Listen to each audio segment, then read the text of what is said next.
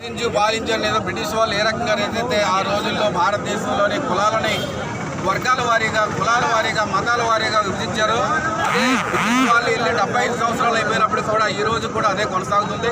మరి తెల్లదొరలు వెళ్ళిపోయి నల్లదొరలు కూడా అదే ప్రాంతాన్ని అదే విధంగా కొనసాగిస్తున్నారు. మరి దళితులు రాజ్యాధికారానికి దళితుల్ని రానివ్వకుండా చేయాలని, మరి దళితులకి రాజ్యాధికారం దక్కకుండా చేయాలని ఒక కుట్ర భారతదేశ వ్యాప్తంగా జరుగుతూ ఉంది. ఆ కుట్రలో భాగంగానే మరి ఈ రోజు వర్గీకరణ అంశాన్ని మళ్ళీ ఈ రోజు తెర మీద తీసుకొచ్చి మరి రాష్ట్రాలు పార్లమెంటు చేయాల్సిన పనిని రాష్ట్రాలకు నచ్చితే చేసుకోవచ్చని చెప్పి ఇవ్వడం చాలా దురదృష్టకరం. మరి ఈ విషయంలో దేశవ్యాప్తంగా మరి ఈరోజు జరుగుతూ ఉంది. ఢిల్లీ ముట్టడి కార్యక్రమం కూడా జరుగుతూ ఉంది. ఉత్తర భారతదేశంలో ఉన్న మాదిగల చమారి కులస్తులందరూ దీన్ని తీవ్రంగా వ్యతిరేకిస్తున్నారు.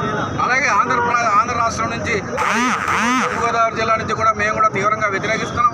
మరి దీన్ని ఉపసంహరించేంత వరకు కూడా రాష్ట్ర ప్రభుత్వం ఏదైతే వర్గీకరణకు ప్రయత్నాలు